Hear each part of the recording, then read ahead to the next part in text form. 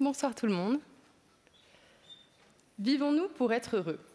C'était mon sujet de baccalauréat de philosophie il y a déjà 10 ans maintenant. Et en vraie lycéenne de filière scientifique, j'étais nulle en philo. Selon moi, pour vous dire, la seule compétence que mes cours de philo m'avaient apportée, c'était celle d'avoir boosté mes performances au jeu du pendu.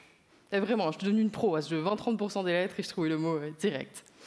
Mais bref, ce jour-là, le jour du bac donc, face à ma feuille et aux quelques mots que formait mon sujet de dissertation, eh bien, il se trouve que j'ai été plus inspirée que jamais.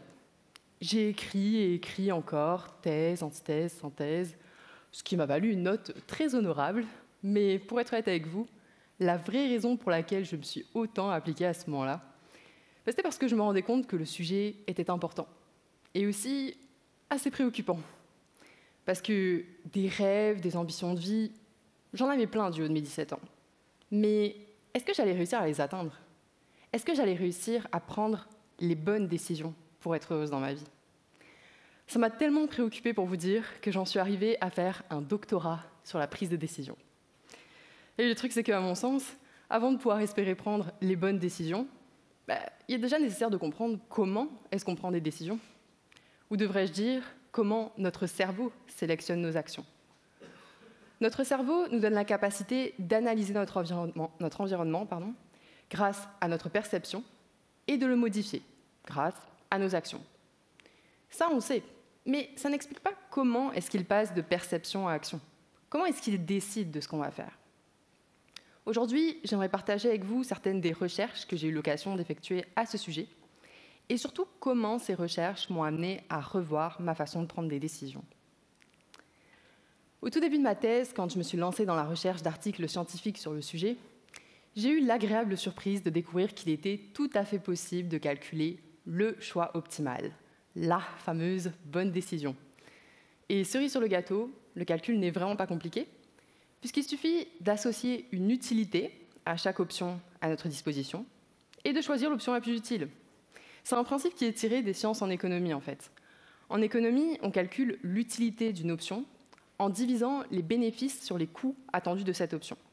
Eh bien, dans le champ de la prise de décision, c'est la même chose. Simplement, on va parler de récompense sur l'effort. Bon, la question restante est de savoir comment est-ce qu'on estime la récompense et l'effort que l'on associe à une action. Pour ce qui est de la récompense, je suis tombée sur bon nombre d'articles qui montrent que ça peut se faire en fonction de nos préférences, et ce pour plein de types de récompenses différentes. Par exemple, je préfère le jus d'orange au jus de pomme. Je préfère recevoir 300 € dans 6 mois plutôt que 100 € maintenant. Dans tous les cas, on va pouvoir attribuer une valeur de récompense plus élevée aux options que l'on préfère, celles que l'on choisit plus souvent, qui auront donc aussi une utilité plus grande. Ok, mais qu'en est-il de l'effort? C'est là que ça a commencé à se corser un peu. La majorité des études sur lesquelles je tombe quantifie l'effort en fonction de la dépense en énergie qui est associée à nos mouvements. En gros, plus le mouvement à exécuter demande d'énergie, plus je vais considérer l'effort comme étant important. Ça semble plutôt intuitif, mais ça semble aussi difficilement s'appliquer aux décisions qu'on prend au quotidien. Parce que quand on y pense, on ne choisit pas toujours les actions qui sont les moins demandantes d'un point de vue d'énergie. Par exemple, quand vous choisissez d'aller au sport plutôt que de rester sur votre canapé devant Netflix, ou encore plus simplement, quand vous marchez dans la rue, puis vous mettez à accélérer pour dépasser la personne devant vous. Il est vrai que toutes ces décisions-là, elles pourraient s'expliquer par la récompense qui est en jeu. Vous allez au sport parce que vous le voulez, votre summer body, et vous mettez à accélérer pour dépasser cette personne parce que vous êtes très pressé de retrouver votre ami, ou bien de vous étaler dans votre canapé devant Netflix, peu importe. Dans tous les cas, la récompense dépasse alors l'effort, l'utilité est grande, ce qui fait que vous choisissez cette option, bien qu'elle soit coûteuse en énergie.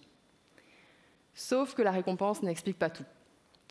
Plusieurs études ont montré qu'on semble préférer des options coûteuses en énergie, alors qu'à première vue, on n'y gagne rien. Une étude de 2012 a démontré ça de façon assez ingénieuse. Dans cette étude, les participants devaient contracter les muscles de leur avant-bras afin de déplacer un curseur sur un écran jusqu'à atteindre une cible.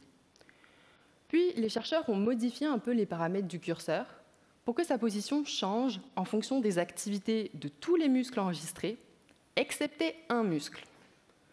Dans ce contexte, les participants avaient alors tout intérêt à venir désengager le muscle en question, ce qui était tout à fait possible d'un point de vue biomécanique et leur permettait d'économiser de l'énergie. Mais devinez ce qu'ils ont préféré faire? Ils ont conservé leur mouvement habituel et ont compensé en venant exercer bien plus de force et dépenser donc bien plus d'énergie, alors qu'ils ne gagnaient ni temps, ni argent, ni aucun autre type de récompense en faisant ce choix-là. Je vous avoue que rendu à ce stade, j'ai commencé à perdre un tout petit peu foi en la nature humaine. J'ai commencé à me dire que l'explication derrière tout ça, c'était peut-être juste qu'on n'était pas assez intelligent ou un peu trop stupide pour calculer correctement l'utilité de nos actions. Puis je me suis dit que, bien que ce soit une possibilité, c'est quand même un peu facile comme conclusion, clairement pas digne d'une future chercheuse. Donc, j'ai fini par décider à reprendre le problème de zéro. Le vrai problème étant de savoir ce qu'est réellement l'effort. J'en suis donc arrivée à me poser une question simple, et pourtant bien utile, que je vous invite à vous poser maintenant. Quelle est, selon vous, la décision la plus difficile que vous ayez eu à prendre de votre vie, celle qui vous a coûté le plus d'efforts? Personnellement, celle qui m'est venue en tête, ça a été celle d'arrêter médecine et de partir loin de chez moi. En 2015, je passe le fameux concours de première année de médecine de l'enfer, en sacrifiant littéralement l'année de mes 18 ans à rester enfermée chez moi ou à la bibliothèque, seule, à emmagasiner une quantité considérable d'informations dont 95% ne m'a jamais resservi. Mais bonne nouvelle, je l'ai eu ce concours. J'ai donc poursuivi et je me suis rendu compte, à ma plus grande déception, que ça ne collait pas. J'adorais les cours, comprendre comment notre corps fonctionne me fascinait et me passionne toujours autant d'ailleurs. Mais chaque nouveau stage à l'hôpital était un désastre. J'avais beau essayer de faire mon maximum, je faisais toujours tout de travers. Et ça faisait que je ne me sentais jamais à ma place. Je me rappelle en arriver à un stade où j'arrivais en stage avec la boule au ventre, je comptais les heures, les minutes qui me séparaient de la sortie, et je sortais au pas de course pour enfin atteindre ma voiture et pouvoir vider ma frustration en larmes. Sur le plan personnel, ça devient aussi de plus en plus compliqué. Pour la faire courte, je vis une succession de ruptures, de départs et de conflits qui font que ce sentiment de mal-être ne fait que grossir et que je finis par en arriver à un point où ça ne va plus du tout. Or, c'est précisément arrivé à ce point où ça ne va plus du tout que je prends la décision de partir à 500 km de la ville dans laquelle j'avais passé toute ma courte vie et de lâcher mes études de médecine pour lesquelles j'avais si durement travaillé. Pour être honnête avec vous, cette décision, je l'ai prise à ce moment-là. Mais l'idée de partir et de faire autre chose, ça faisait déjà un bout de temps que je l'avais. Et pourtant, pendant des années, j'ai choisi de ne rien changer. Et j'ai persisté dans cette décision jusqu'au point où tout s'écroule autour de moi. Pourquoi? Parce que cette décision me semblait très, très, très coûteuse. Je n'avais aucune idée de ce qui m'attendrait dans cette nouvelle ville, ce nouveau chez-moi, cette nouvelle formation, ces nouveaux amis, cette nouvelle vie. Tout m'était inconnu et incertain. Et c'est bien ça qui rendait la décision coûteuse en effort. L'incertitude. J'avais peur. Cette peur de quitter son travail ou de quitter son conjoint, de partir loin de chez soi, de se séparer de personnes qui comptent pour nous. Et ça s'applique à des décisions moins lourdes que ça. Se mettre au sport ou à une nouvelle activité, fréquenter un nouvel endroit, juste changer des habitudes que l'on a. J'ai commencé à me dire que peut-être que c'était ça le véritable effort au fond. Celui d'être incapable d'anticiper ce qui va nous arriver et donc de nous retrouver à devoir affronter l'inconnu. Or, il se trouve que cet effort-là, il a bien du sens d'un point de vue neurophysiologique. Ce qu'il faut savoir, c'est que notre cerveau est une machine à prédiction. Il se sert des informations de nos sens afin de construire ce qu'on appelle des modèles de notre environnement. Et ce que notre cerveau n'aime pas du tout, c'est être surpris. Parce que s'il est surpris, ça veut dire qu'il n'a pas été capable d'anticiper ce qui vient de se passer. Et donc, il va devoir mettre à jour ces modèles afin de s'assurer que ça ne se reproduise plus. Le truc, c'est que cette mise à jour, ça lui coûte de l'énergie. Ça peut même coûter cher au corps entier. En effet, lorsque le cerveau se retrouve incapable de prédire ce qui se passe de façon prolongée, on se retrouve alors dans un état que vous avez tous déjà expérimenté, moi la première en ce moment, le stress. Le stress augmente nos capacités d'attention en activant davantage nos neurones, ce qui vient nous mettre dans ce qu'on appelle un état d'hypervigilance. Cet état nous permet non seulement de mettre plus rapidement, mais aussi plus efficacement nos modèles à jour. Il s'agit donc d'une réponse qui, en soi, est très adaptée à une situation d'incertitude, parce qu'elle vient favoriser le processus qui permet justement d'éliminer cette incertitude.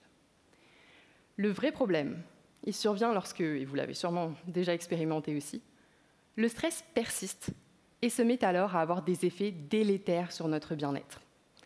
Et je ne parle pas seulement de bien-être mental. Le stress chronique constitue un facteur de risque à de nombreuses maladies, dont celles qui représentent les principales causes de mortalité en France aujourd'hui.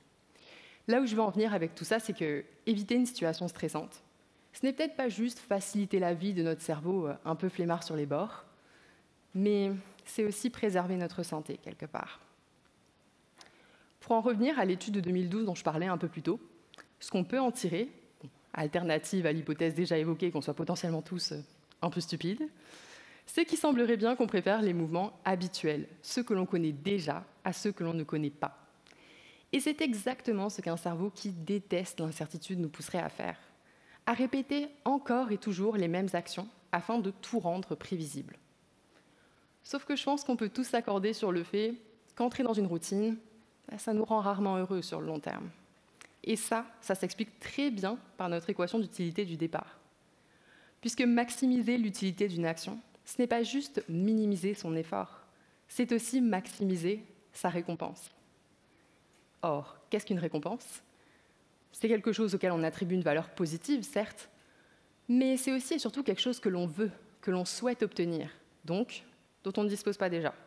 Ce qui fait que se contenter de répéter constamment les mêmes actions, la plupart du temps, ça ne va pas suffire pour atteindre la récompense qu'on veut. Mais on commence alors à voir un dilemme se dessiner. L'incertitude peut induire un stress néfaste pour notre santé, sauf qu'il va falloir de l'incertitude pour atteindre les récompenses qu'on veut, nos objectifs. Qu'est-ce qu'on fait alors ? Aujourd'hui, j'aimerais vous proposer la solution suivante. Considérer la récompense et l'effort à part égale dans nos décisions. Je sais, pas très révélateur, surtout pour vous que je bassine depuis 15 minutes avec mon équation d'utilité, mais pourtant, on ne le fait pas si souvent. Vous voyez ces vidéos de motivation qui vous disent de toujours donner le meilleur de vous-même, de ne vous focaliser que sur vos objectifs, peu importe les obstacles à surmonter. Je ne les aime pas tellement. La raison étant que se focaliser uniquement sur ses objectifs, c'est ne considérer que la récompense et oublier l'effort, faire comme s'il n'existait pas. C'est donc ignorer le signal de notre cerveau qui nous dit « Oula, attention, stress imminent ». Or, il y a de fortes chances qu'à un moment ou un autre, une fois le regain de motivation causé par la vidéo estompé, ça nous retombe dessus. D'un coup, on réalise l'ampleur de la décision, on prend peur et on fait machine arrière. Et le vrai problème, c'est qu'à ce moment-là, on va se sentir honteux et faible de ne pas être parvenu à aller jusqu'au bout. Alors que la seule erreur qu'on a faite, c'est celle de ne pas s'écouter. Redouter l'inconnu et le changement, ça ne fait pas de nous quelqu'un de peureux ou de lâche, mais comme je viens de l'expliquer, simplement quelqu'un d'humain, doté d'un cerveau fonctionnel. Bien sûr, il ne faut pas non plus que cette crainte de l'incertitude vienne nous empêcher d'atteindre nos objectifs et de nous faire voir que l'effort au point d'en oublier la récompense, comme je l'ai fait pendant un moment, avant de me décider à arrêter mes études de médecine et à partir. Je pense qu'en réalité, il serait peut-être temps d'arrêter de voir cette peur de l'incertitude soit comme un obstacle que l'on doit surmonter à tout prix, soit comme quelque chose d'effrayant qui nous bloque, mais plutôt comme un signal envoyé par notre cerveau qui est là pour nous guider dans nos décisions. Un signal qui nous rappelle que changer, c'est coûteux. Mais ça n'implique pas qu'on ne puisse pas prendre la décision de changer pour autant. S'il y avait bien un conseil à vous donner, ce serait celui de ne pas faire comme j'ai fait, de ne pas rester dans l'inaction, d'attendre que rien n'aille plus ou d'avoir le fameux déclic avant de se décider à changer ce qui ne va pas. Sauf que pour ça, je pense qu'il va falloir 2 principaux ingrédients. Un peu d'indulgence et beaucoup de patience. De l'indulgence envers soi-même, en acceptant qu'on redoute certains changements et que c'est complètement normal. Et de la patience, en venant instaurer progressivement de nouvelles habitudes qui vont nous rapprocher de nos objectifs, mais sans venir mettre à l'amende notre cerveau. Et oui, changer, ça peut être un processus long et laborieux, mais c'est aussi un processus qui va nous permettre d'avancer. Et c'est comme ça qu'un beau jour, sans même s'en rendre compte, une situation qui nous semblait inatteignable il y a quelque temps est en train de devenir notre quotidien. Parole d'une fille qui voyait son travail comme la principale source de stress dans sa vie, et aujourd'hui, comme sa plus grande passion. Et peut-être bien que c'est par là qu'elle se cache, la recette du bonheur. Parce que, aujourd'hui plus que jamais, j'ai bien l'impression de vivre pour être heureuse. Merci.